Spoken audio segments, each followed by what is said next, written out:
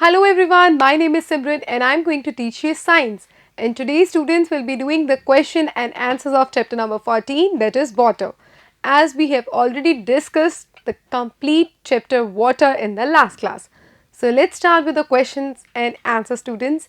First, fill in the blanks in the following. So you have to fill up, right?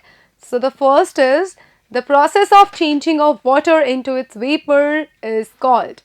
The process in which water is changing into vapor is evaporation or vaporization, right? So this is evaporation. Evaporation ही वो process होता है जिसमें कोई भी पानी अपने vapour state में कन्वर्ट होता है. Second students, the process of changing water vapors into water means the opposite of it. In evaporation, students, water is changing into water vapors and the process in which water vapor is changing into water is condensation. Okay? Condensation ही वो process है जिसमें water vapors किस में convert होते हैं? Water में convert होते हैं. So this is condensation. Now students, the third, no rainfall for a year or more may lead to dash in that region. Okay? अगर किसी पर्टिकुलर रीजन के अंदर कोई बारिश नहीं आ रही है पूरे के पूरे एक साल के लिए या उससे भी ज़्यादा, तो उस रीजन में क्या हो सकता है?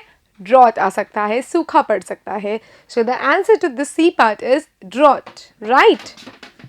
So this is drought. All right. Now students, the D part. Excessive rains may cause. जब बहुत ज़्यादा बारिश आती है तो क्या आ सकता है? Floods, that is बाढ़. Okay. So this is flood. Okay. जब बहुत ज़्यादा बारिश आए तो क्या आती है? Flood. Right? Have a look at this, students. The process of changing of water into its vapor is evaporation and vaporization, right students? Second, the opposite process. The process of changing water vapor into water is called condensation, right? Next students, no rainfall a year or more may lead to the condition of drought in that particular region. And excessive rains may cause flood, right students?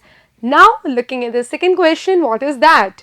The second question is, state for which of the following whether it is due to evaporation or condensation. So students, in this question you have to say that whether its condition is due to because of evaporation or it is because of condensation. So the first part is, students, water drops appear on the outer surface of a glass containing cold water. So we have discussed this already in the last class. When a water bottle that is having cold water or ice cubes in it, it is condensation. It is just because of condensation that the tiny water droplets appear to be in the outside of that particular water glass, right students? So this is because of condensation process, right? The next is, students, steam rising from wet clothes while they are ironed. Okay?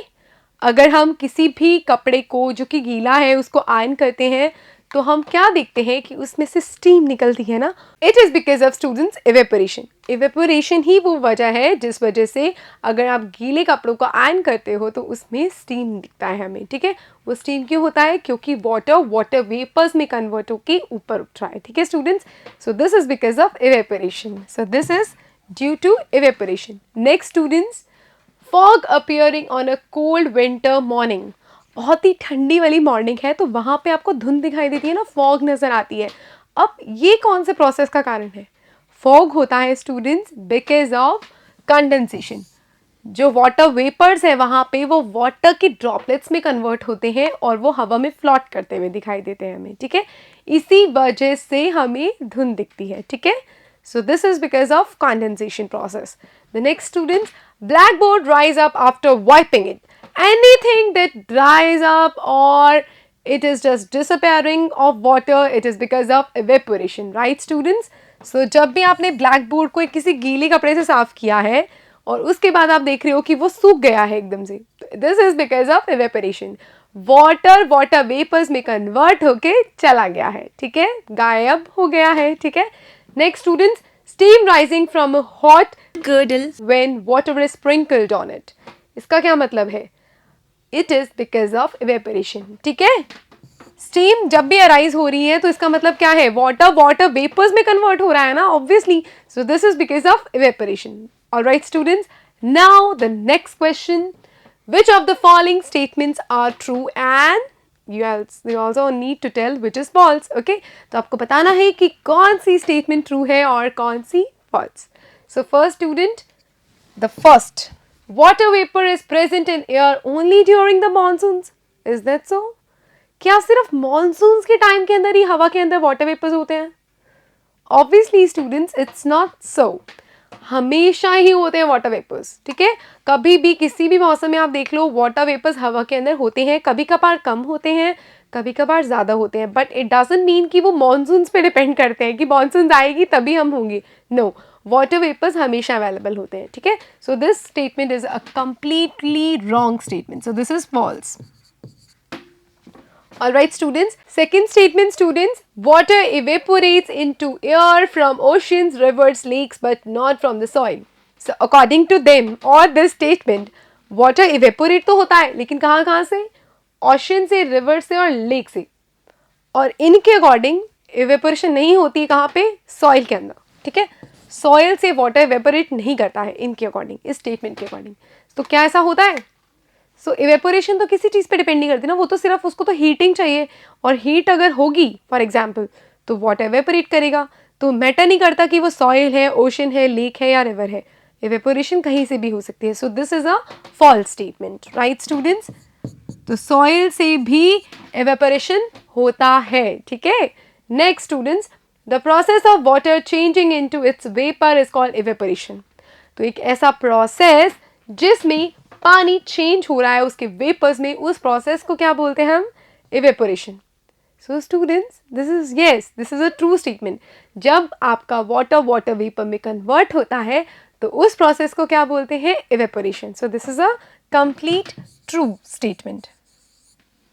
Right, the next question students, और the next statement, the evaporation of the water takes place only in sunlight. No, evaporation sunlight के अंदर होती है, but ज़रूरी नहीं है सिर्फ sunlight में होती है, वो कहीं भी हो सकती है. ठीक है, उसको थोड़ा सा हवा भी दो, थोड़ा सा उसको हीट करो. बर्नर के अंदर भी तो इवेपोरेशन होती है ना, ज़रूरी तो नहीं है कि वो सनलाइट के अंदर ही है. किसी किचन के अंदर आप जब वाटर बॉईल करते हो बर्नर पे, तो वहाँ पे सनलाइट तो नहीं है ना, फिर भी वहाँ पे इवेपोरेशन हो रही है ना. So this is why this statement is a wrong statement. So this is false. Next students, water vapor condenses to form tiny droplets of water in the upper layers of air where it is cooler. इसका मतलब ये है कि water जो है, water के vapours होते हैं, वो कंडेंस होके क्या बनाते हैं? छोटी छोटी ड्रॉपलेट्स बनाते हैं वाटर की. ठीक है, कहाँ पे? एयर की अपर लेयर्स के अंदर, जहाँ पे एयर कूल होती है. So this is a completely true statement. ऐसा होता है जब एयर जो ऊपर होती है, ऊपर वाली लेयर्स के अंदर एयर होती है, वो कूल डाउन होनी शुरू हो जाती है, तो वहाँ पे कंडेंसेशन प्रोसेस होता है. वाटर वेपर्स कन्वर्ट होते हैं वाटर के अंदर, वाटर की टाइनी टाइनी ड्रॉपलेट्स के अंदर. ठीक है, so this is a true statement. Now students, the next question, fourth question. Suppose you want to dry your school uniform quickly. आपको जल्दी जल्दी स्कूल यूनिफॉर्म को ड्राई करना है, सुखाना है उसको आपको. Would spreading it near an अंगीठी or heater help? If yes, how? तो क्या अगर उस यूनिफॉर्म को अगर आप फैला के रख दोगे कहाँ पे? किसी अंगीठी या किसी हीटर के पास, तो क्या वो हेल्प करेगा? अगर हाँ तो बताइए कैसे. ठीक है, सो of course students, it will help a lot, क्योंकि हमें पता है कि इवेपोरेशन प्रोसेस होना ज़रूरी है किसी भी यूनिफॉर्म या कपड़े को सूखने के लिए. तो इवेपोरेशन प्रोसेस कब फास्ट होता है? जब हीटिंग होती है. ठीक है, जितना ज़्यादा टेम्परेचर होगा उतना ज़्यादा क्विकली इवेपोरेशन होगा. ठीक है, तो इवेपोरेशन का रेट किस पे डिपेंड करता है? टेम्परेचर पे डिपेंड करता है. जितना ज़्यादा टेम्परेचर होगा उतनी ही जल्दी इवेपोरेशन होगा. ठीक है, तो अगर आपको क्विकली अपनी स्कूल यूनिफॉर्म को ड्राई करना है तो आपको बहुत ज़्यादा अच्छा रहेगा कि अगर आप उसको किसी हीटर या किसी अंगीठी के पास रखोगे. ठीक है students, so have a look at the answer. Yes, of course हमने बात की है. To dry the school uniform quickly, the uniform is spread near an अंगीठी or heater because evaporation is rapid at higher temperature. मतलब जितना ज़्यादा temperature high होगा उतनी जल्दी क्या होगी, इवेपोरेशन होगी. ठीक है. Higher the temperature faster is the rate of evaporation. जितना ज़्यादा इवेपोरेशन होगा जितना ज़्यादा टेम्परेचर होगा. ठीक है. So the uniform is dried up quickly. इसीलिए यूनिफॉर्म बहुत जल्दी सूख जाएगी. Looking at the next question students, the question number 5. Take out a cooled bottle of water from refrigerator and keep it on a table. कोई आप refrigerator से water bottle निकालो ठंडी ठंडी और उसको टेबल पे रख दो. ठीक है. After some time you notice a droplets of water around it. Why? कुछ टाइम के बाद आप देखोगे कि उसके आसपास, उसके बाहर वाली सरफेस के ऊपर बहुत छोटी छोटी छोटी छोटी वाटर ड्रॉपलेट्स होंगी. क्यों? ये तो हमने पढ़ा है ना, एक प्रोसेस होता है कंडेंसेशन. कंडेंसेशन प्रोसेस के अंदर क्या होता है, वाटर वेपर्स किस में कन्वर्ट होते हैं, वाटर के अंदर कन्वर्ट होते हैं. राइट. ये क्यों होता है? जब वहाँ की एयर कूल हो जाती है. तो बिकॉज वाटर बॉटल बाहर निकाली है कहाँ से, फ्रिज से. तो इसका मतलब ये है कि वो वाटर जो था वो बहुत ठंडा था और ठंडा पानी क्या कर रहा है, उसके आसपास की एयर को कूल कर रहा है. किसके आसपास की एयर को? उस ग्लास के आसपास की या उस बॉटल के आसपास की एयर को. तो क्योंकि वो हवा बहुत कूल हो रही है उसके आसपास की, तो उस ठंडी हवा के अंदर जो वाटर वेपर्स थे वो कंडेंस होके टाइनी ड्रॉपलेट्स ऑफ वाटर में कन्वर्ट हो रहे हैं. उस बॉटल के अराउंड जो हमें दिख रहे हैं वो वही कंडेंस हुए वाटर ड्रॉपलेट्स हैं. सो ये वो प्रोसेस है जिसकी वजह से आपको ये दिखता है, वाटर की ड्रॉपलेट्स उस बॉटल के around. Have a look at the answer students. The cooled water bottle has very cold expose surface. उसके आसपास का सरफेस बहुत ज़्यादा ठंडा होता है. Due to cool surface there is condensation of water vapour from air on the surface of water bottle. Because water vapor is present in atmosphere, the condensed water molecules spread around the bottle, so a puddle of water is noticed after some time. ठीक है. इसी वजह से कुछ समय बाद आपको water droplets नजर आते हैं because of condensation of water vapors. Right students? So this is your question number 5. Looking at the next question students. To clean their spectacles, people often breathe out on glasses to make them wet. लोग अपने spectacles को साफ करने के लिए generally उसके ऊपर breathe out करते हैं. देखा होगा ना घर पे या कभी भी कहीं पे आसपास. ठीक है. तो ऐसा करके वो अपनी स्पेक्टिकल्स को क्लीन करते हैं. ठीक है. ऐसा वो क्यों करते हैं? Explain why the glasses become wait. कैसे वो ग्लासेस वेट हो जाते हैं. ठीक है. गीली कैसे हो जाते हैं, वो थोड़ा थोड़ा आप देखते हो ना, जब आप उसको ब्रीद आउट कर रहे हो तो वो वेटनेस है ग्लासेस के अंदर जिसकी वजह से वो इजीली क्लीन हो रही है. ठीक है. तो स्टूडेंट्स ऐसा वो करते क्यों है? क्योंकि ब्रीद आउट करने से क्या होगा, वो थोड़ा सा वेट हो जाएगा. क्योंकि वाटर वेपर्स आपके जो ब्रीथ के अंदर प्रेजेंट है वो जाके कहाँ पर दिखेंगे आपको? ऑब्वियसली उस स्पेक्टिकल्स के ग्लासेस पे ना. राइट. क्यों? क्योंकि उस प्रोसेस के अंदर आप क्या हो रहा है, कंडेंसेशन हो रही है. ठीक है. वाटर वेपर किस में कन्वर्ट हो रहे हैं, टाइनी ड्रॉपलेट्स ऑफ वाटर में कन्वर्ट हो रहे हैं. और जब आपका सरफेस वेट हो गया या जब आपके ग्लासेस वेट हो गए तो वो बहुत ईजिली वाइप अप हो जाते हैं. ठीक है. देखिए, the breathe out gases contain water vapours. उसके अंदर क्या होते हैं? वाटर वेपर्स होते हैं जो आप सांस छोड़ते हो उसके अंदर. ठीक है. The water vapour condenses at spectacles so glass become wet. अब जो आपके वाटर वेपर्स थे जो आपकी ब्रीद आउट के साथ बाहर आए थे वो कहाँ पे कंडेंस होते हैं? आपके स्पेक्टिकल के ग्लासेस पे. ठीक है. इसी वजह से वहां पे वो वेट हो जाता है. ठीक है.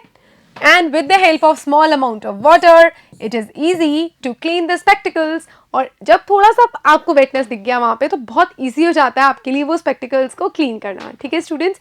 इसीलिए जनरली लोग ब्रीद आउट करते हैं अपने ग्लासेस पे ताकि वो उसको इजीली क्लीन कर पाएँ. ठीक है. The next question students, how are clouds formed. अब बादल कैसे बनते हैं? ये तो हमने वाटर साइकिल में पूरा पढ़ा है ना लास्ट क्लास में. क्या होता है? ओशियन से, रिवर से, लेक से, पॉन्ड से क्या होती है? एवेपोरेशन होती है. एवेपोरेट होने के बाद वो वाटर वेपर्स कहाँ जाते हैं? हवा के अंदर जाते हैं. ठीक है. अब जैसे जैसे हवा ऊपर उठती है, ऊपर उठने के बाद वो उतनी ज़्यादा ठंडी होती जाती है, उतनी ही ज़्यादा कूल डाउन होनी शुरू हो जाती है और सफिशिएंट हाइट पे पहुँच के वो इतनी ज़्यादा ठंडी हो जाती है कि वहाँ पे कंडेंसेशन प्रोसेस होता है. कंडेंसेशन प्रोसेस के अंदर क्या होता है? वो वाटर वेपर्स कन्वर्ट होते हैं टाइनी ड्रॉपलेट्स ऑफ वाटर के अंदर. ठीक है. और वो टाइनी ड्रॉपलेट्स ऑफ वाटर जब आपको हवा में फ्लोट करते हुए नजर आते हैं उन्हीं को देख के आप कहते हो कि ये क्लाउड्स हैं. ठीक है स्टूडेंट्स. तो क्लाउड्स कैसे बनते हैं? Due to condensation of water vapours that forms tiny water droplets and then the tiny droplets of water floating on the air appears to us as clouds. Right, students? So have a look. Now, students, the answer.